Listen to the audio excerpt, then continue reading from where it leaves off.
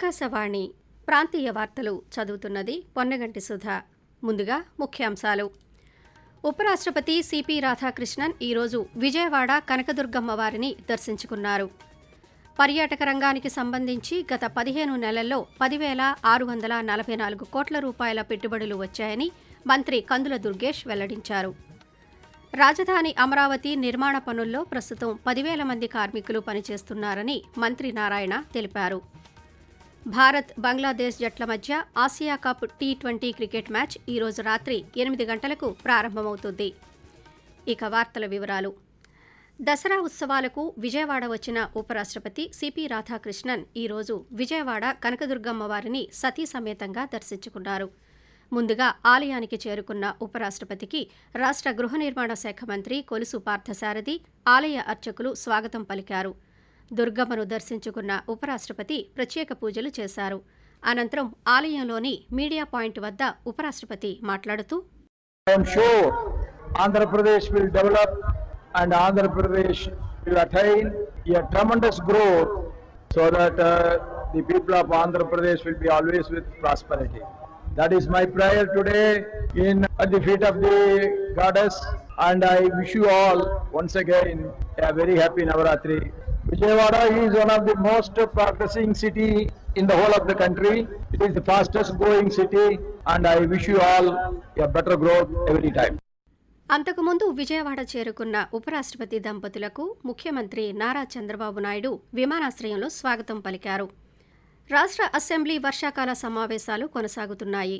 ఈ రోజు ఉదయం శాసనసభ ప్రశ్నోత్తరాలతో ప్రారంభమైంది. ఈ సందర్భంగా పలువురు శాసనసభ్యులు అడిగిన ప్రశ్నలకు రాష్ట్ర మత్స్యశాఖ మంత్రి కింజరాపు అచ్చెన్నాయుడు సమాధానమిస్తూ ఆక్వా రంగాన్ని ఆదుకునేందుకు ప్రభుత్వం అన్ని రకాల చర్యలు తీసుకుంటోందని తెలిపారు. ఆక్వా రంగాన్ని జోన్, నాన్ జోన్గా విభజించి అభివృద్ధిపై దృష్టి పెట్టామన్నారు. ఆక్వా పంటలకు జియో ట్యాగ్ చేసి చెరువులను గుర్తిస్తున్నామన్నారు. ఆక్వా రైతులు తప్పనిసరిగా రిజిస్టర్ అవ్వాలని, రిజిస్టర్ అయిన రైతులకు మాత్రమే విద్యుత్ యూనిట్కు ₹50 రాయితీ వర్తిస్తుందని మంత్రి స్పష్టం చేశారు. అదేవిధంగా చేపల పెంపకపు అభివృద్ధి ప్రాధికార సంస్థ సవరణ బిల్లు 2025కు ఈరోజు శాసనసభ ఆమోదం తెలపడం పట్ల సభ్యులకు మంత్రి కింజరాపు అచ్చెన్నాయుడు కృతజ్ఞతలు తెలిపారు. రాష్ట్రంలోని 100 పుణ్యక్షేత్రాల్లో టెంట్ సిటీలు ఏర్పాటు చేస్తున్నామని పర్యాటక శాఖ మంత్రి కందుల దుర్గేష్ స్పష్టం చేశారు.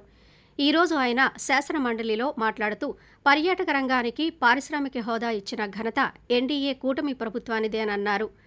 గత 15 నెలల కాలంలో 10,644 కోట్ల రూపాయలు పర్యాటక పెట్టుబడులు, 103 సంస్థలతో ఎంఓయూలు కుదుర్చుకున్నామని వెల్లడించారు.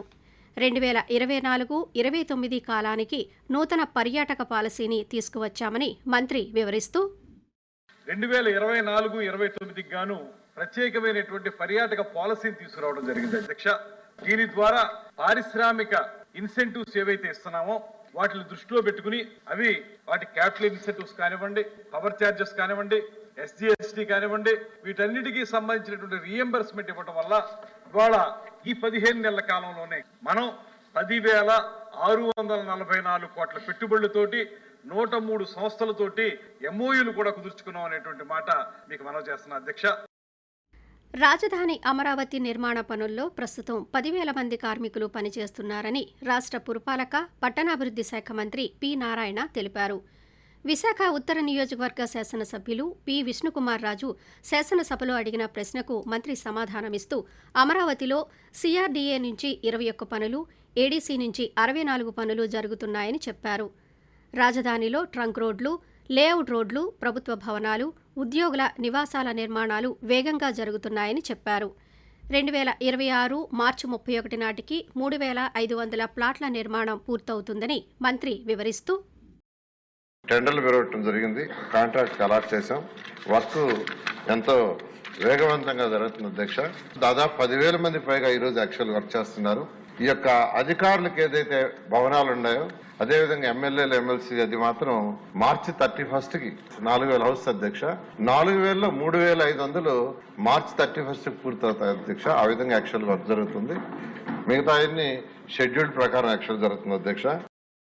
దేశంలో గత 11 సంవత్సరాలుగా ప్రధానమంత్రి నరేంద్ర మోదీ నాయకత్వంలో కేంద్ర ప్రభుత్వం అనేక రంగాల్లో విశేష అభివృద్ధిని సాధిస్తోంది. ముఖ్యంగా సుపరిపాలనకు అధిక ప్రాధాన్యమిస్తూ చేపడుతున్న వివిధ కార్యక్రమాలు దేశాన్ని ప్రగతి పథంలో నడిపిస్తున్నాయి. సేవా పర్వ్ పేరుతో వాటిపై ఆకాశవాణి విశాఖపట్నం ప్రాంతీయ వార్తా విభాగం ప్రత్యేక కథనాలను అందిస్తోంది. అందులో భాగంగా అసంఘటిత రంగం బలోపేతానికి ప్రభుత్వం తీసుకుంటున్న చర్యలపై ఒక ప్రత్యేక కథనాన్ని ఇప్పుడు విందాం. ప్రధానమంత్రి నరేంద్ర మోదీ నేతృత్వంలోని ప్రభుత్వం అసంఘటిత రంగంలో పనిచేసే వారికి సాధికారత కల్పించే బాధ్యతను తీసుకుంది. ఎందుకంటే అసంఘటిత రంగం దేశ జీడీపీకి దాదాపు 45% అందిస్తూ భారత ఆర్థిక వ్యవస్థలో ముఖ్యమైన పాత్రను పోషిస్తోంది. అసంఘటిత కార్మికుల కోసం తీసుకువచ్చిన ప్రధానమంత్రి స్వనిధి పథకం గురించి ప్రధానమంత్రి ఒక సందర్భంలో ప్రసంగిస్తూ, जिनके पास गारंटी देने के लिए कुछ नहीं था तो मोदी ने कह दिया था बैंकों से भी और रेडी पटरी वाले भाई बहन को भी, अगर आपके पास गारंटी देने के लिए कुछ नहीं है तो चिंता मत कर दीजिए, मोदी आपकी गारंटी ले. పీఎం స్ట్రీట్ వెండర్స్ ఆత్మనిర్భర్ నిధి పీఎం స్వనిధి పథకం వీధి వ్యాపారులకు రుణాలను అందిస్తుంది. కోవిడ్-19 మహమ్మారి కారణంగా వీధి వ్యాపారులకు సహాయం చేయడానికి జూన్ 2020లో ప్రారంభించబడిన ఈ పథకాన్ని ఇప్పుడు 2030 వరకు పొడిగించారు. ఈ శ్రమ్ పోర్టల్ అనేది అసంఘటిత కార్మికుల జాతీయ డేటాబేస్. ఇది సామాజిక భద్రతా పథకాలను అందించడానికి వీలు కల్పిస్తుంది. తగిన ఉద్యోగ అవకాశాలను కల్పించడం, నైపుణ్య అవకాశాలను పెంపొందించడంతో పాటు సామాజిక భద్రతా ప్రయోజనాలను పొందేలా ఈ పోర్టల్ అనుసంధానమైంది. అసంఘటిత రంగంలో పనిచేసే వారి కోసం రుణాలు, నైపుణ్య శిక్షణ అందించడంతో పాటు ఆర్థిక వృద్ధి, స్థిరత్వాన్ని పెంపొందించడానికి కేంద్ర ప్రభుత్వం కృషి చేస్తోంది. కేంద్ర ప్రభుత్వం ప్రవేశపెట్టిన జీఎస్టీ సంస్కరణలపై విజయవాడలోని స్థానిక హోటల్లో ఈరోజు జీఎస్టీ అవగాహన సదస్సును నిర్వహించారు. ఈ సదస్సుకు ముఖ్య అతిథిగా 20 సూత్రాల కార్యక్రమాల అమలు చైర్మన్ లంకా దినకర్, అతిథులుగా జీఎస్టీ జాయింట్ కమిషనర్లు ప్రశాంత్, కల్పన, రాష్ట్ర chamber of commerce chairman Potluri Bhaskar Rao తదితరులు హాజరయ్యారు. ఈ సందర్భంగా జీఎస్టీ సంస్కరణ వల్ల ప్రయోజనాలు ఏమిటి, ఆ ప్రయోజనాలు ఏ విధంగా ప్రజలకు బదలాయింపు జరగాలి, వినియోగదారుల కొనుగోలు శక్తి ఎలా పెరుగుతుందనే విషయాలపై చర్చించారు. ప్రజా ఆరోగ్య సంరక్షణకు కీలకమైన పరిసరాల పరిశుభ్రతపై అవగాహన కల్పించడానికి ప్రభుత్వం పిలుపునిచ్చిన స్వచ్ఛతా హీ సేవ కార్యక్రమానికి విశేష స్పందన లభిస్తోంది. స్వచ్ఛతా హీ సేవ పేరిట పట్టణ, గ్రామీణ ప్రాంతాల్లో సామూహిక పరిసరాల పరిశుభ్రత కార్యక్రమాలను చేపడుతున్నారు. అందులో భాగంగా ఈరోజు ఏలూరు జిల్లా నూజివీడు మండలం మర్రిబందం గ్రామంలో జరిగిన కార్యక్రమంలో Canara bank general manager Ramesh Babu bank సిబ్బందితో కలిసి మొక్కలు నాటారు. అనంతరం పర్యావరణ పరిరక్షణ కోసం కృషి చేస్తామని ప్రతిజ్ఞ చేశారు. ఆసియా కప్ సూపర్ 4లో భాగంగా ఈరోజు భారత్, బంగ్లాదేశ్ జట్ల మధ్య T20 క్రికెట్ మ్యాచ్ జరగనుంది. దుబాయ్ వేదికగా జరగనున్న ఈ మ్యాచ్ రాత్రి 8 గంటలకు ప్రారంభమవుతుంది. సూపర్ 4లో ఇప్పటివరకు జరిగిన మ్యాచ్లో ఇరు జట్లు విజయం సాధించడంతో ఈ మ్యాచ్లో గెలిచే జట్టు దాదాపు ఫైనల్స్కు చేరుకుంటుంది. ఆకాశవాణి ప్రాంతీయ వార్తలు ఇంతటితో సమాప్తం.